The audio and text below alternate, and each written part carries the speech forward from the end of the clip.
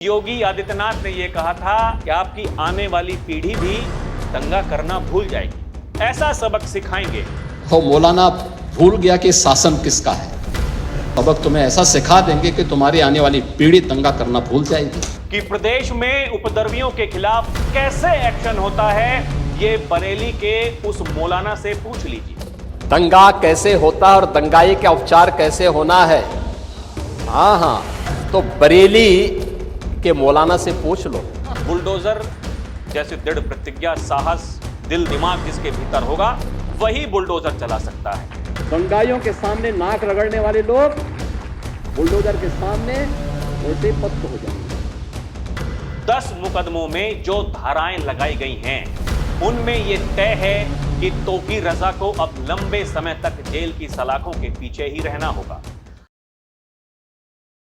बरेली का वो मौलाना जो भूल गया था कि उत्तर प्रदेश में शासन किसका है, उससे जाकर पूछ लो कि यूपी में उपद्रवियों का इलाज कैसे होता है। उत्तर प्रदेश के मुखिया योगी आदित्यनाथ ने जब विधानसभा में ये शब्द कहे तो दंगाइयों के आकाओं को दिन में ही तारे दिखाई देने लगे। वो मौलाना जो कानून को चुनौती देने निकला था, जो कह रहा था कि अपनी ताकत दिखा देंगे, सड़कें जाम कर देंगे, वो मौलाना अब अदालत की चौखट पर खड़ा है। उसे पता चल चुका है कि यूपी का मालिक कौन है। मौलाना हैरान है, परेशान है, लेकिन आफतों का संकट कम होने का नाम नहीं ले रहा है। दर्शकों नमस्कार। बरेली हिंसा मामले में लगातार मौलाना तौकीर रजा खान की मुश्किलें बढ़ती दिखाई दे रही हैं।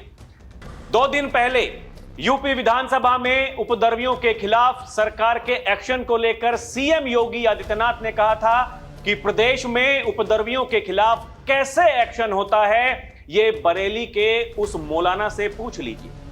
हिंसा में शामिल उन गुनहगारों से पूछ लीजिए। उत्तर प्रदेश के बरेली में 26 सितंबर को जुम्मे की नमाज के बाद भड़के बवाल के मामले में पुलिस ने जांच पूरी कर एक और बड़ी कार्रवाई की है। कोतवाली में तत्कालीन इंस्पेक्टर अमित पांडे की तरफ से दर्ज कराए गए मुख्य मुकदमे में क्राइम ब्रांच के विवेचक इंस्पेक्टर संजय धीर ने चार्जशीट तैयार कर कोर्ट में दाखिल कर दी है। इस चार्जशीट में आईएमसी के मुखिया मौलाना तौकीर रजा समेत कुल 46 उपद्रवियों को आरोपी बनाया गया है। कोतवाली इंस्पेक्टर अमित पांडे की तरफ से दर्ज कराए गए इस मुकदमे में खलील तिराहे पर हुए बवाल का जिक्र है। एफआईआर में 25 लोगों को नामजद करते हुए 1700 अज्ञात उपद्रवियों को आरोपी बनाया गया है। आरोप है कि प्रशासन की अनुमति ना होने के बावजूद मौलाना तौकीर रजा के आह्वान पर बड़ी संख्या में लोग एकत्रित हुए। इस दौरान नदीम और उसके साथियों ने भीड़ को उकसाकर हिंसा के लिए भड़काया। पुलिस के अनुसार उग्र भीड़ ने पुलिस पर पेट्रोल बम, ईंट और पत्थरों से हमला किया और फायरिंग भी की गई। इसके अलावा कई वाहनों में तोड़फोड़ की गई। उपद्रवियों ने पुलिस की एक anti right gun, wireless handset को भी लूट लिया था। हालात बेकाबू होने पर पुलिस को लाठीचार्ज करना पड़ा और आंसू गैस के गोले छोड़कर स्थिति पर नियंत्रण पाया गया था। बवाल के बाद पुलिस ने ताबड़तोड़ कार्रवाई करते हुए कई उपद्रवियों को गिरफ्तार किया था। मौके से तमंचा, कारतूस, खोखा, पेट्रोल बम, ब्लेड समेत कई आपत्तिजनक वस्तुएं बरामद की गई, जिन्हें जांच में अहम साक्ष्य के तौर पर शामिल किया गया। मीडिया रिपोर्ट्स के अनुसार इस मुकदमे में नामजद 25 आरोपियों में से 23 के खिलाफ पुलिस ने चार्जशीट दाखिल की है। मामले की जांच के दौरान पुलिस ने साक्ष्यों के आधार पर 23 अन्य उपद्रवियों की पहचान कर उन्हें गिरफ्तार किया। इन सभी के खिलाफ भी चार्जशीट कोर्ट में दाखिल कर दी गई है। बरेली बवाल को लेकर कुल 10 मुकदमे दर्ज किए गए थे। इनमें कोतवाली में 5, बारादरी में 2, कैंट, किला और प्रेमनगर थानों में एक मुकदमा दर्ज हुआ था। पुलिस अब तक 90 से अधिक उपद्रवियों को गिरफ्तार कर जेल भेज चुकी है। साथ ही 9 मुकदमों में चार्जशीट कोर्ट में दाखिल की जा चुकी है। एसएसपी अनुराग आर्य ने कहा कि बवाल से जुड़े सभी मामलों में चार्जशीट दाखिल करने की प्रक्रिया लगातार जारी है। पुलिस आरोपियों के खिलाफ सख्त कार्रवाई सुनिश्चित करने के लिए कोर्ट में मजबूती से पैरवी कर रही है। उन्होंने कहा कि जल्द ही इन मामलों में ट्रायल भी शुरू कर दिया जाएगा ताकि दोषियों को कड़ी सजा दिलाई जा सके। वहीं बरेली के डीआईजी अजय कुमार साहनी ने बताया कि तौकीर रजा के खिलाफ 10 मुकदमे दर्ज किए गए थे। पहले वो 7 मुकदमों में नामजद था, लेकिन जांच के बाद बाकी बचे 3 मुकदमों में भी उसे नामजद कर दिया गया है। उन्होंने बताया कि तौकीर रजा पर गंभीर धाराओं में मुकदमे दर्ज किए गए हैं। अब तौकीर के खिलाफ एनएसए लगाने की कार्रवाई भी तेज चल रही है। और इस केस से जुड़ी सबसे बड़ी बात, जहां इन दंगों की साजिश रची गई थी, वहां अब सिर्फ मलबा ही मलबा है। साजिश का अड्डा बना बारात घर अब जमींदोज हो चुका है। मौलाना तौकीर रजा के करीबी के बारात घर को प्रशासन ने मिट्टी में मिला दिया है। इस बारात घर का इस्तेमाल अवैध गतिविधियों के लिए होता था। 26 सितंबर को शहर में उपद्रव के पहले मौलाना तौकीर ने इसी बारात घर में बैठक कर पूरी भूमिका तैयार की थी। 26 सितंबर को आई लव मोहम्मद के नाम पर बिना अनुमति प्रदर्शन कर शहर को हिंसा की आग में झोंकने की साजिश इसी बारात घर से की गई थी। 26 सितंबर को हुए बवाल के बाद पुलिस प्रशासन लगातार तौकीर रजा के करीबियों पर शिकंजा कस रहा है। प्रशासन अब तक करीब 300 करोड़ रुपए की संपत्ति को सील और ध्वस्त कर चुका है। इनमें मौलाना तौकीर की पार्टी के प्रवक्ता डॉक्टर नफीस का बारात घर, उनके भतीजे और समाजवादी पार्टी के पार्षद ओमान रजा का अवैध चार्जिंग स्टेशन, मोहम्मद आरिफ का 2 मंजिला मार्केट और 3 मंजिला सुपरमार्केट शामिल है। इसके अलावा समाजवादी पार्टी के नेता सरफराज बली और मोहम्मद राशिद के बारात घरों पर भी बुलडोजर की कार्रवाई हो चुकी है। इसके साथ ही 5 बारात घर, होटल और मकानों को सील किया जा चुका है। बीडीए ने करीब 100 संपत्तियों को चिन्हित किया है, जिन पर लगातार कार्रवाई जारी है। तौकीर रजा के खिलाफ दर्ज हुए 10 मुकदमों में जो धाराएं लगाई गई हैं, उनमें यह तय है कि तौकीर रजा को अब लंबे समय तक जेल की सलाखों के पीछे ही रहना होगा। तौकीर रजा पर बरेली में दंगा भड़काने, उनके उकसाने पर भीड़ द्वारा पुलिस पर जानलेवा हमला करने, पुलिस का वायलेंस और गन लूटने, पथराव करने, पेट्रोल बम फेंकने, वाहनों में तोड़फोड़ करने जैसे गंभीर धाराओं में मुकदमा लिखा गया है। कानून के जानकारों का कहना है कि तौकीर रजा पर बीएनएस की जिन धाराओं के तहत मुकदमा दर्ज हुआ है, उससे उसका जल्द बाहर आना बहुत मुश्किल है। यानी तौकीर रजा साहब आप कब जेल से बाहर आएंगे, ये आपको भी नहीं पता, आपके आकाओं को भी नहीं पता, आपके गुर्गों को भी नहीं पता। क्योंकि योगी आदित्यनाथ ने यह कहा था, वो मौलाना भूल गया कि उत्तर प्रदेश में शासन किसका है।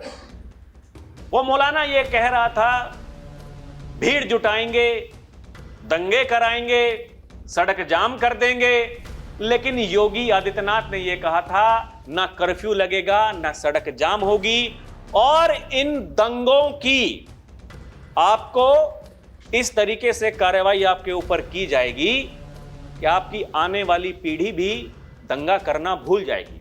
ऐसा सबक सिखाएंगे। पर्व और त्योहारों के दौरान आपने देखा होगा, जब भी पर्व और त्योहार आते थे, उत्पात शुरू हो जाती थी। अब उत्पातियों और उपद्रवियों को पता लगेगा कि 7 पीढ़ियां याद आएंगी उनको, क्योंकि कभी कभी बुरी आदतें जाती नहीं लोगों की, तो उसके लिए उनकी डेंटिंग पेंटिंग करवानी पड़ती है कायदे से, जिससे उनकी बुरी आदतों को हम ठीक कर सकें। और यही डेंटिंग पेंटिंग आपने देखा होगा कल बरेली के अंदर, वो मौलाना भूल गया कि शासन किसका है। वो ये मानता था धमकी देंगे और हम जबरदस्ती जाम कर देंगे। हमने कहा जाम नहीं होगा, कर्फ्यू भी नहीं लगेगा, लेकिन कर्फ्यू का सबक तुम्हें ऐसा सिखा देंगे कि तुम्हारी आने वाली पीढ़ी दंगा करना भूल जाएगी। और जैसा योगी आदित्यनाथ ने कहा था दर्शकों, वैसी ही कार्रवाई भी हो रही है।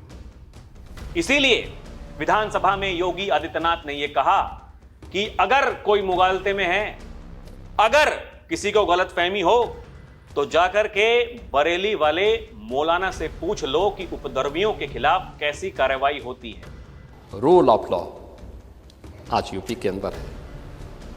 कोई सांप्रदायिक दंगा नहीं है।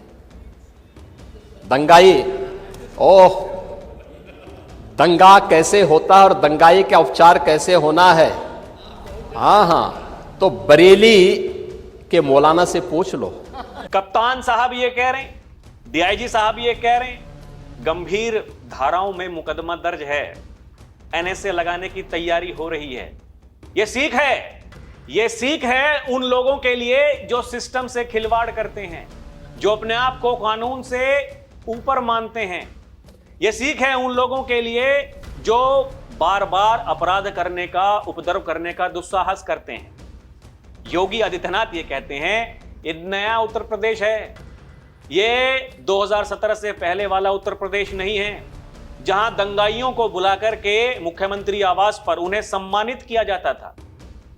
दंगाइयों को खुली छूट दे रखी थी। एक जनपद एक माफिया दिया जाता था। वो माफिया लूटता था, शोषण करता था, गरीबों के हकों पर डकैती डालता था। आज माफिया दूर की कौड़ी हो चुका है। माफियाओं ने जो जमीन कब्जा रखी थी उस पर बुलडोजर चला करके उसको समतल किया जा रहा है। गरीबों के लिए घर बनाए जा रहे हैं। यही है नया उत्तर प्रदेश। आज एक जनपद एक माफिया नहीं है। आज एक जनपद यानी वन डिस्ट्रिक्ट वन प्रोडक्ट है। यह उत्तर प्रदेश की पहचान है। दर्शकों, इसके अलावा योगी आदित्यनाथ ये भी कहते हैं, इस समय समय पर जिन लोगों को गर्मी आने लगती है, जो लोग सड़क जाम करने की बात करते हैं, ये दुस्साहस करते हैं, फिर उनकी गर्मी को शांत करने के लिए डेंटिंग पेंटिंग का सहारा लेना पड़ता है। ये वही डेंटिंग पेंटिंग है। ये वही हो रहा है उत्तर प्रदेश में। मौलाना साहब, जैसे कि मैंने कहा, पता नहीं अब कब जेल से बाहर निकलेंगे। उनके घर वाले खुद उनसे परेशान हैं। उनकी बहू कई बार मीडिया के सामने आकर के ये कह चुकी हैं, मुझे परेशान किया जा रहा है। योगी आदित्यनाथ सूबे के मुखिया हैं, उनसे मुझे उम्मीद है वो सुरक्षा मेरी कराएंगे। पुलिस प्रशासन से मुझे उम्मीद है। बुलडोजर लगातार चल रहे हैं। मौलाना साहब के करीबियों पर लगातार बुलडोजर कार्रवाई हो रही है। दर्शकों, अभी तो बहुत सारी जगह चिन्हित प्रशासन ने कर रखी है। बुलडोजर फिर चलेगा, बुलडोजर रुकेगा नहीं। कितने लोग जो ये कहते हैं बुलडोजर का ड्राइवर सो गया है, नशे में है, चाबी खो गई है, या फिर हम सत्ता में आएंगे तो फिर बुलडोजर का ड्राइवर बदल जाएगा। योगी आदित्यनाथ ये कहते हैं दर्शकों, बुलडोजर जैसे दृढ़ प्रतिज्ञा, साहस, दिल दिमाग जिसके भीतर होगा वही बुलडोजर चला सकता है। ये माफियाओं के सामने नाक रगड़ने वाले लोग, ये तो बुलडोजर के सामने वैसे ही पस्त हो जाएंगे। अपना रंग और रोगन बदल करके फिर नए रूप में आपके सामने प्रदेश की जनता को गुमराह करने के लिए फिर से आना चाहते हैं। बुलडोजर पे हर एक व्यक्ति के हाथ नहीं पिटो सकते। इसके लिए दिल और दिमाग दोनों चाहिए। दिल और दिमाग दोनों चाहिए। बुलडोजर जैसी क्षमता और दृढ़ प्रतिज्ञा जिसमें हो वही बुलडोजर चला सकता है। दंगाइयों के सामने नाक रगड़ने वाले लोग बुलडोजर के सामने वैसे ही पस्त हो जाएंगे। कुछ भी होगा, जो भी अवैध कब्जा करेगा, अतिक्रमण करेगा, उसको बख्शेंगे नहीं, उसको छोड़ूंगा नहीं किसी भी कीमत पर। कब्जा करने की प्रवृत्ति, मैं आपको इस बात के लिए आश्वस्त करता हूं, कब्जा कोई भी करेगा किसी भी स्मारक पर, किसी भी पौराणिक स्थल पर, वो कोई भी होगा, उसको छोड़ूंगा तो नहीं। और यही उत्तर प्रदेश में होता हुआ दिखाई दे रहा है। दर्शकों, आपको क्या लगता है हमें कमेंट करके जरूर बताइएगा। अभी के लिए इतना ही। आप देखते रहें डीएनपी इंडिया, हर खबर भरोसे के साथ। नमस्कार, जय हिंद।